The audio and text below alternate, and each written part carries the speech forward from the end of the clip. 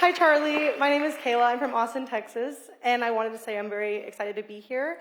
I need, I guess, advice and a question on if you know people, Christians specifically in your life, who say you're unchristian-like or not a Christian if you don't agree with what's going on with the immigration or illegal immigrants, and they use Leviticus 19:33 through 34 as their argument to say you're unchristlike if you believe that illegal immigrants should be deported. What would you say to that? Well, first of all, let's see how much they actually believe the Bible.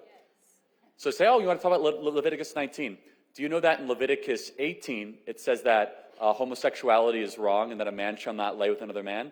Or are you just trying to cherry pick Leviticus verses that fit your political agenda? So if they believe that too, then fine, respect. But I find that, and then finally, secondly, if they're a Christian, you should answer their question.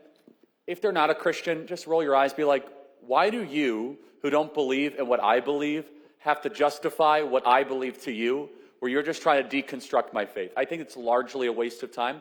But if it's a Christian, that means well. So look, the verse, Leviticus 19:33, is to love the foreigner because you were once a foreigner in their land. I think that's right, correct? Some approximating. So it is true.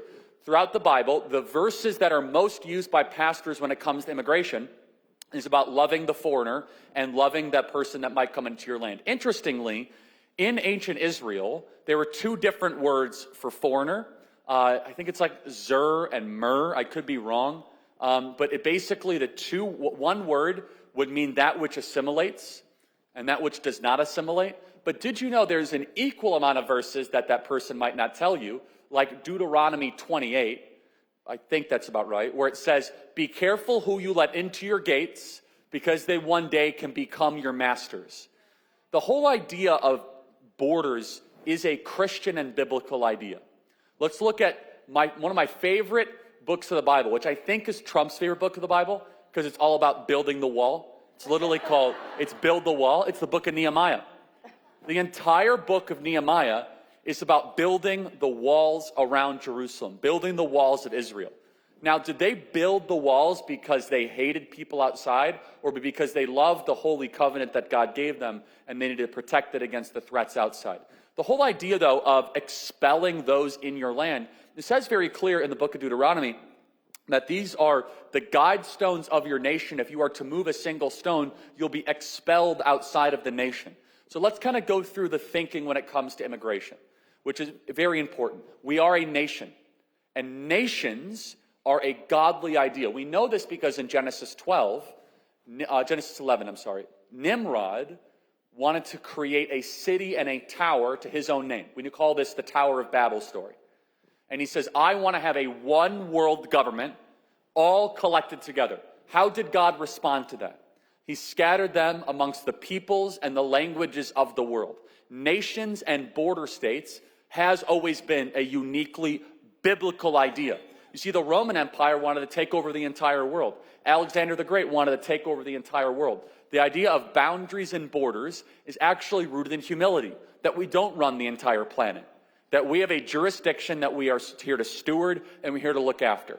So now let's go to this issue of justice and fairness. Also in Leviticus 19, it's funny, they love to use Leviticus 19. You should say, wait a second, what if I told you that in the administration of justice you shall not favor a rich person or a poor person? That's in Leviticus 19. Basically saying justice is blind.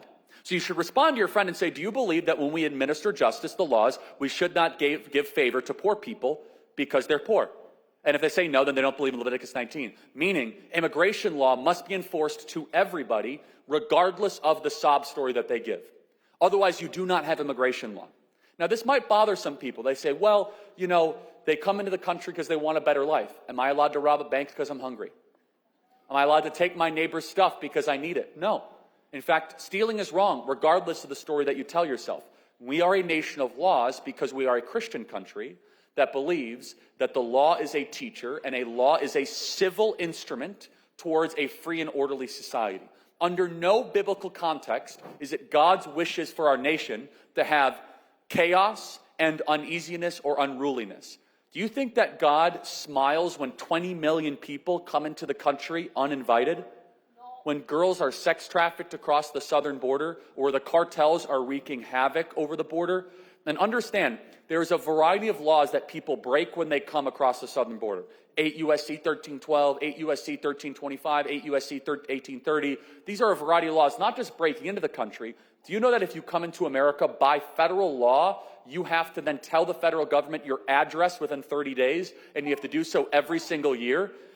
And unfortunately, that is not done by a lot of people that come into America. They're in violation of law. Interesting. You should also say, well, Romans 13, we should submit to the rulers and authorities and the laws that are given. And if so, you're in defiance of that. So the point being is this. The person who is doing that is they're cherry-picking Scripture because they think they're nicer than God. They're cherry-picking Scripture because they can't ever confront the idea that if you break into somebody else's country, you are a criminal and you should be returned back to your country of origin, period. You do not have a right to break into somebody's home. You do not have a right to cut in line. We're a nation of laws, and finally we have a president that's enforcing those laws, and every person that has broken into America will be returned back to their country of origin. Thank you very much.